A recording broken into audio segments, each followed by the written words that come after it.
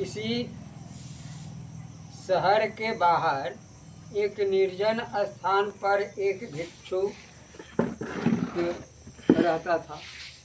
वह नित्य शहर आता और भिक्षा मांगकर ले जाता। जब वह भिक्षा लेने जाता तो कहता, बुरा करने वाले का बुरा और भला करने वाले का भला होता है। उसी शहर में एक वृद्धा अपनी दुष्टता के लिए बदनाम थी।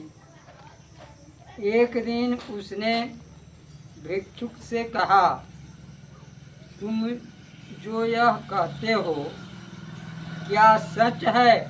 वैसा ही होता है।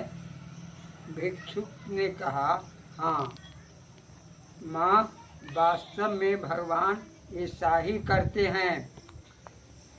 बुरा करने वाले का बुरा फल और भला करने वाले का भला फल होता है।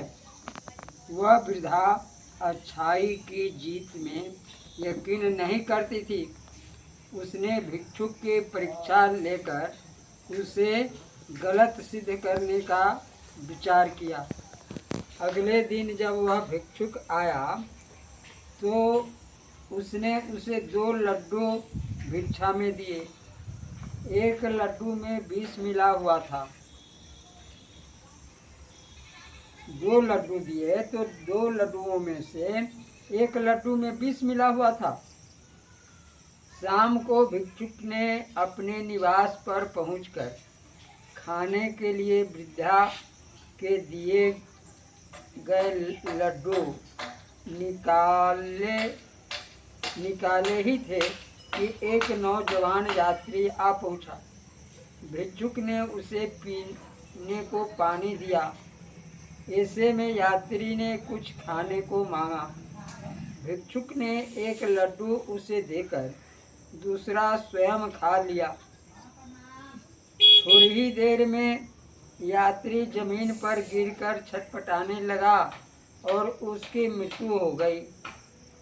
भिक्षुक की समझ में नहीं आया कि यह सब कैसे हो गया।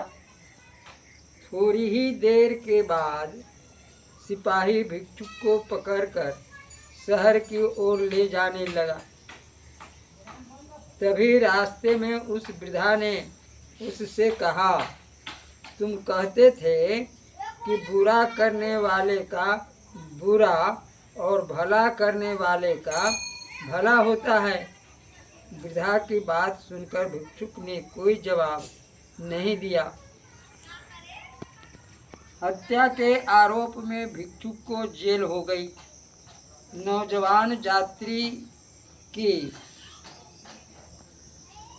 शिनाख्त न होने पर उसकी लाश शहर में लाई गई।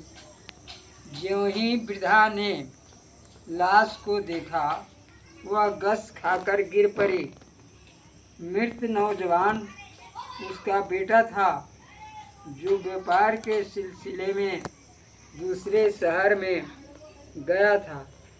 वास्तविकता का पता चलने पर सिपाहियों ने भिक्षुक को छोड़ दिया। इस प्रकार उस वृद्धा को उसके कर्मों का फल मिल गया।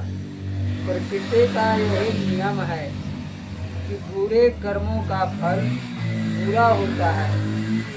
हम सोचते हैं कि कार्य और परिणाम में कोई संबंध नहीं होता, जबकि कर्म का फल उसके साथ ही शुरू हो जाता है।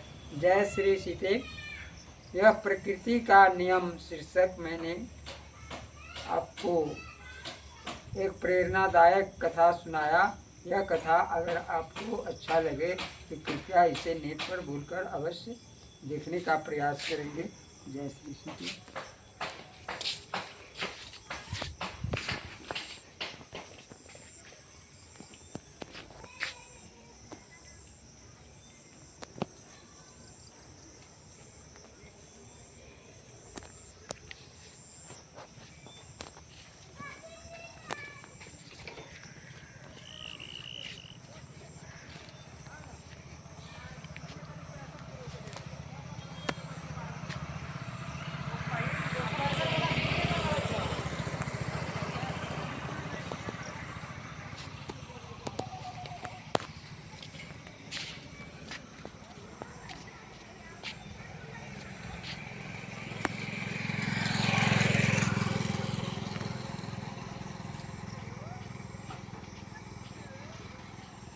हम उन्हें कहा नहीं ओ